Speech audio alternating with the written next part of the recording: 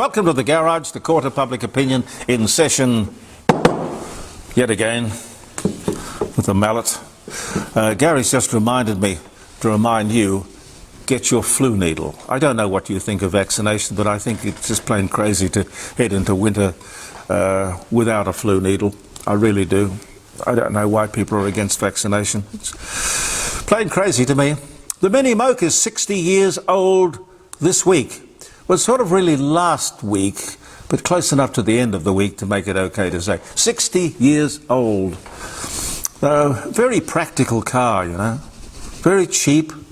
Good fun. Lots and lots of fun. You could have a Californian Moke. You could have a military Moke, Pete? Yes. A military Moke?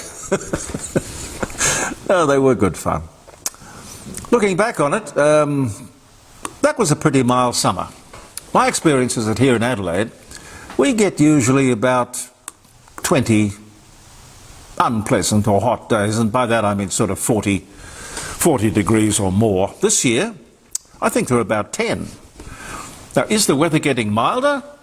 I think it is. That was a mild. You may disagree with me. Tell me tomorrow on the live streaming show if you think so. 0491 65 68 60. I'll be there. Now, of course, saying that the weather is getting milder flies in the face of all those climate catastrophiers.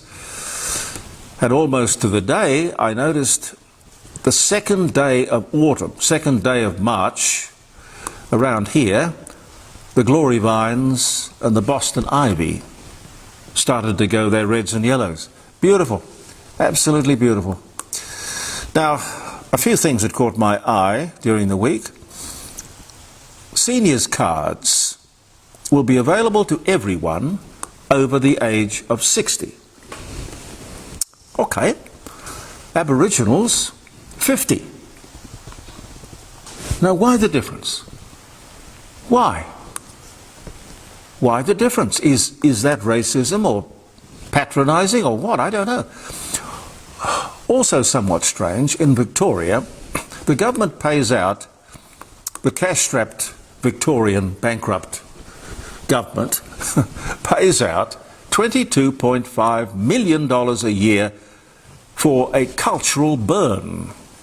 Now, this is where Aboriginals are paid to burn off the undergrowth. Thousands and thousands of dollars a hectare. $28,000 a hectare, when the CFS do it at a cost of $300 a hectare. How bizarre is that?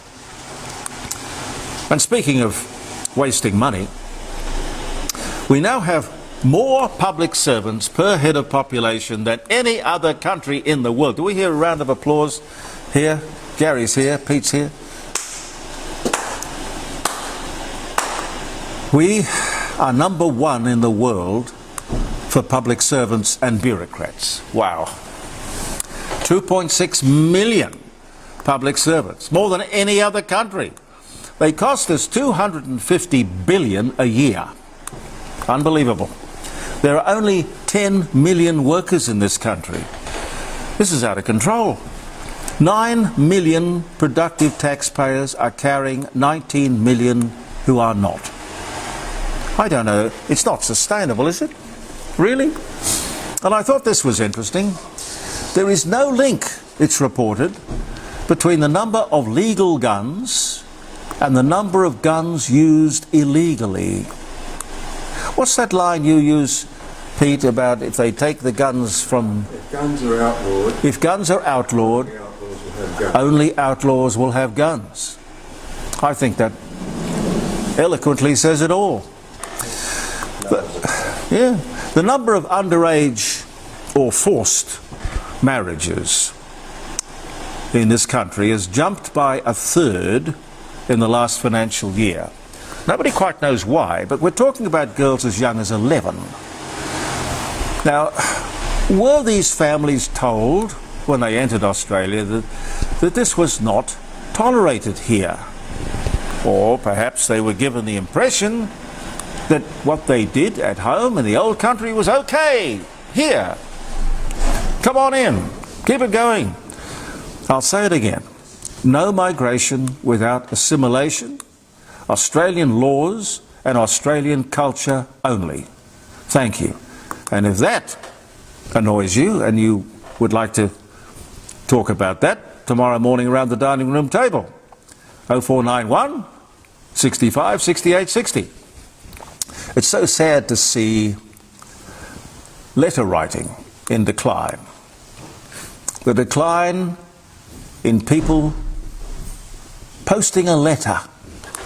Denmark has announced the end of mail as we know it, or as they know it, or knew it. People in Denmark will never receive another letter in the mail. Now these days, most letters one receives would be from business. They're not from individuals, friends, lovers. When did you, speaking of lovers, when did you last write a steamy love letter? Anyone in this room? I wouldn't admit to it. Oh, okay.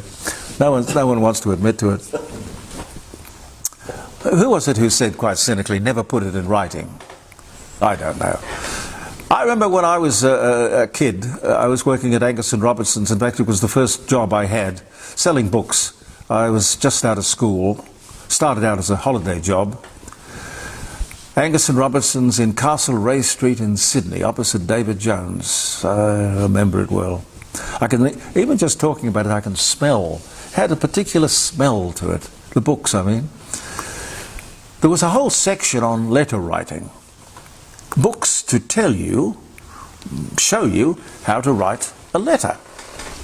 There was one book, I do remember, coincidentally, called The Love Letters of a Genius.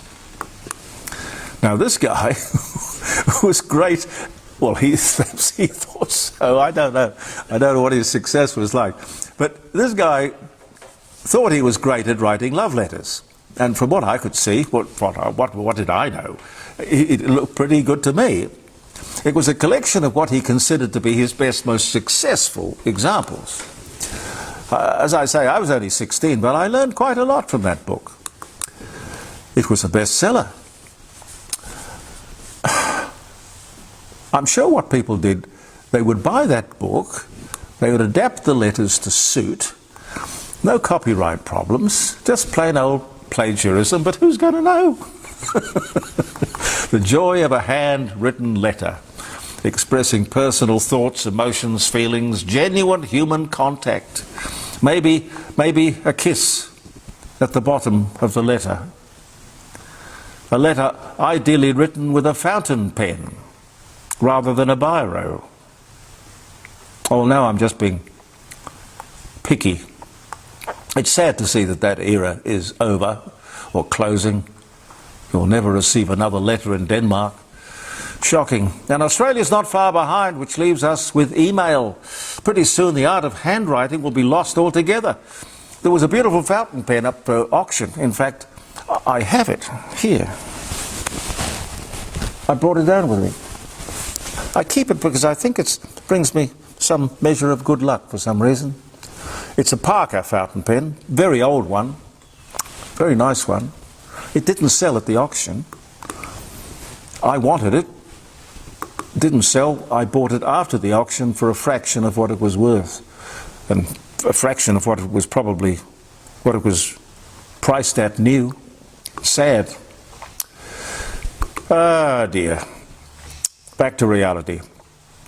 Jim Chalmers, the treasurer, the man who I believe has never had a job or had to meet a payroll or any of those sort of things, real world kind of things. Probably goes for lots and lots of people in both parties, I don't know. But anyway, he's very busy signalling that come budget night we are going to be hit with a reforming budget. Now, reforming budget means implementation of all the heartfelt, long-held socialist claptrap that is federal Labor. It's all going to be there, ladies and gentlemen. Maybe they'll ease it in to begin with, but it's all going to be there. No consideration to exactly what these policies or reforms will do to our pockets or our future. And God knows the media will probably go along with it. I won't. We won't in the court of public opinion. I know, of course, that we are not having a fuel crisis. Well, that's what Chris Bowen says. We're not having a fuel crisis. It's amazing. They'll look straight down the barrel of the camera and they will lie, and lie, and lie, and lie, and lie, and lie. If I was a journalist doing that story, I would just stand up and say, hold it, hang on a sec, Minister. That was a lie. Why are you telling us lies? That's my kind of journalism. But I don't think we will see that anytime soon. These people, you know, they're elected to run Australia, not the world. Not the world. Elected to represent us, we the people. And if you're looking for guidance, perhaps we in the court of public opinion could give you a little. Mecca. Mecca would be right up there on my list of priorities. Make electricity cheap again. Strong borders. Immigration limited to people we need and no immigration without assimilation. Energy independence and certainty. Fuel, coal, gas, uranium. Looking at the latest NAPLAN results, we'd better include education and start doing it. Educating, I mean. I think we're in a lot of trouble there, ladies and gentlemen. A tax system that rewards effort and ingenuity and encourages the entrepreneur, that would be a good idea. And also pride in Australia. And the flag. One flag, please. One flag. We need, you know, another Abraham Lincoln. I found this. I revisit things all the time. And I'm glad I do. I sometimes worry about never throwing anything away. Gets to be a bit of a problem. But we need another Abraham Lincoln, or someone like him. Professor Plimer would be terrific. I don't think he wants the job. Some of Lincoln's quotes here, if you bear with me. You cannot bring about prosperity by discouraging thrift. I like that. You cannot strengthen the weak by weakening the strong.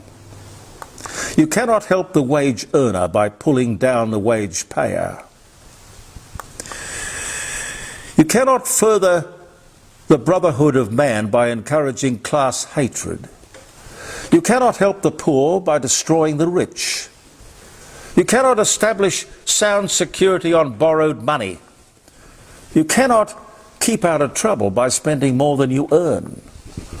You cannot build character and courage by taking away a man's initiative and independence. You cannot help man by permanently doing for him what he should and could do for himself. Abraham Lincoln, about 1844.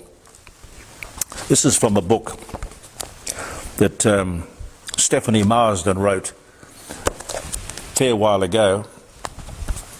It was called The Wit and Wisdom of the Wireless, which I think is missing somewhat today. I think we better do the dates, eh, Pete? Yep. Happy birthday if you're having a birthday, March 19. Get the glasses on. March 19. Sydney Harbour Bridge opens in Sydney on this day in 1932. What a day. What a bridge. And it's still there. They had some sort of weird deal where they borrowed the money. It was only, oh golly, to build the Harbour Bridge. It was built in the Depression, clearly, and it was, they borrowed £3 million on the understanding that it would never be paid back. And I remember the toll, and it didn't matter how many cars went over the bridge, it would never be paid off. What a deal that was. Anyway, I don't know what the toll on the Sydney Harbour Bridge is these days, but it was, you know, a matter of cents back, or a matter of a penny or something. Kim Benaithen, the Australian radio broadcaster, jazz musician, speedway promoter, and bon vivant He dies at 90. He was a marvellous man, Kim Bonitha. He really was. Lovely fellow. 2011. What was the car that he had? Which one? He had many. He had MGs, didn't he? He used to go hill climbing. Yes, in MGs and all kinds of cars, really. Yep. Yeah, sounded. Very, very stylish, interesting character. The largest omelette, from the sublime to the ridiculous, ladies and gentlemen, the largest omelette in the world. 1,380 square feet of omelette. Made with 160,000 eggs. In Yokohama, in Japan. And he doesn't say why. That was in 1994 on this day. How would you cook the damn thing? How would you do that? Extraordinary. The world's last male northern white rhino, 45-year-old Sudan, dies in Kenya on this day in 2018. The world's last white rhino. The Falklands War. Argentinian forces land on South Georgia Island, precipitating the war with the UK. 1982 was the year. 2003, airstrikes by an American and British-led coalition signal the beginning of the invasion of Iraq without United Nations support and in defiance of world opinion. Yes. Wyatt Earp. Hey, Pete. Yeah. Wyatt Earp, American frontiersman and marshal who participated in the gunfight at OK Corral. He was born in Monmouth, Illinois. He died in 1929, and he was born on this day in 1848, which would have put him in his 80s, wouldn't it? So he probably died with his boots off. Quietly. Yeah. You don't sort of see many... What happened to the Buntline special? Oh, I'd love to have that. Wouldn't it be wonderful? The Buntline. Who was the bloke who invented the Buntline? Ed Buntline, I think it was. Possibly, yes. Yes. Subject, it was Kim Bonitha was famous for his Offenhauser. Offenhauser. An Offenhauser. Never heard of it. Yeah, Offenhauser, American speed car. Oh. Okay. Well, he was very wealthy, so I'm surprised he amazed that he couldn't afford anything he wanted. Edgar Rice Burroughs, the American author, Tarzan of the Apes. Oh, I used to love it. It was a radio serial too, Tarzan of the Apes. He dies at 74. He was born in 1950. No, hang on. He dies in 1950 at the age of 74. That's what I was trying to say. 1953, the 25th Academy Awards, greatest show on earth. Gary Cooper and Shirley Booth win. The first time the Academy Awards were ever televised. On this day in 1953. 200 members of the Peking Imperial Family and Court, 200 of them commit suicide out of loyalty to the Ming Emperor. 1644. Well, okay. Sort of shades of Jonestown. Just thinking that. Strange world we live in. Bruce Willis, American actor, moonlighting Die Hard, born West Germany in 1955. Finland is ranked as the happiest country in the world by the United Nations for the 7th year in a row, with Afghanistan being the lowest, most unhappy place in the world. The Finns are always pickled. Look, it could be. When you live in a cold country, you spend so much time just trying to stay alive and keep warm. You're just grateful for anything that comes along. Yeah, vodka, yeah. David Livingstone, Scottish explorer who was famously found by Henry Morton Stanley in Africa, was born in Scotland on this day in 1813. Australia beat England by 45 runs in the first test match.